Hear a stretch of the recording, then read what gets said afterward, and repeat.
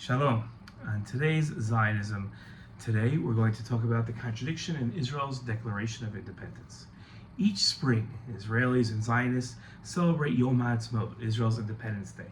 The original Yom HaAtzmaut, Israel's Independence Day, was in 1948, was initiated with the signing of the Israeli Declaration of Independence in Israel's Tel Aviv Museum, today called Independence Hall.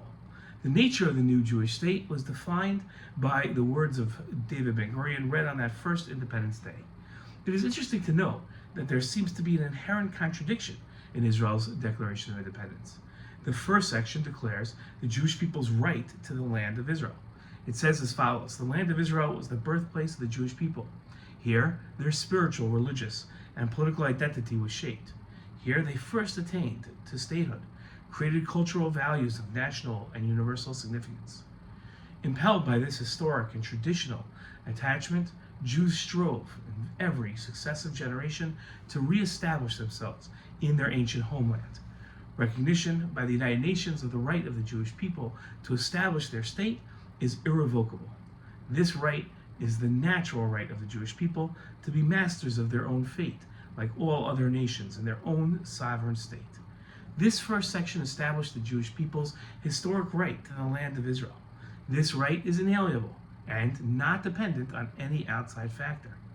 Later, in the same document, the authors seem to offer a different reason for the establishment of the state. It reads, the catastrophe which recently befell the Jewish people, the massacre of millions of Jews in Europe, was another clear demonstration of the urgency of solving the problem of its homelessness by reestablishing in Eretz Yisrael the Jewish state, which would open the gates of the homeland wide to every Jew and confer upon the Jewish people the status of a fully privileged member of the community of nations. This latter clause seemed to posit that the Holocaust and the need for a place of refuge for Jews was the reason the State of Israel was established. The two clauses, the first that said that Israel was created because the people, the Jewish people, have a right to the land, and the second section that said the need of a place of refuge was the reason for the establishment of the state, seemed to contradict each other. The contradiction muddies the waters of determining the purpose of the State of Israel. Was the state established so that the Jewish people could exercise their natural right to be masters of their own fate, like all other nations in their own sovereign state? Or was it established because of the urgency of solving the problem of Jewish homelessness and all the persecution that came with it? The two views do not complement each other. The difference between the two is whether Israel has a right to settle parts of its ancient homeland not needed to provide a refuge for the Jews facing homelessness and persecution. An argument can be made that the state of Israel can be a haven for the Jewish people even without Jerusalem or Tel Aviv.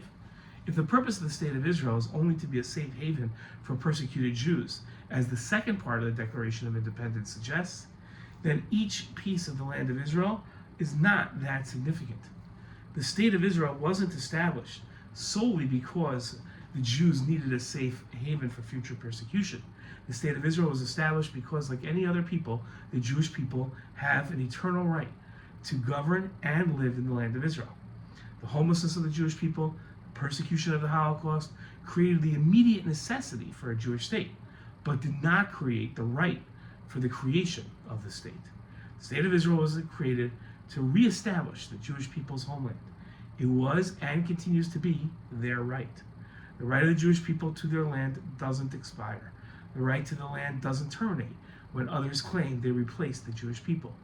The right of the Jewish people doesn't even end when the international community orchestrates a grand compromise that strips them of rights to half of their land. The Jewish people's right to their ancient lands is just as strong today as it ever was. Critics of the Jewish control of the land of Israel use the argument that Israel was established as a haven to demonstrate that there is no compelling reason for Israel to maintain control of its land. They are incorrect. Those that conflate the Jewish people's need for refuge with their right to the land commit an even graver mistake. They inadvertently weaken Israel's legitimacy among the nations of the world. They claim that while every other nation deserves self-determination on its own land, the Jewish people only deserve refuge. This is a grievous error with unknown ramifications to Israel's international standing.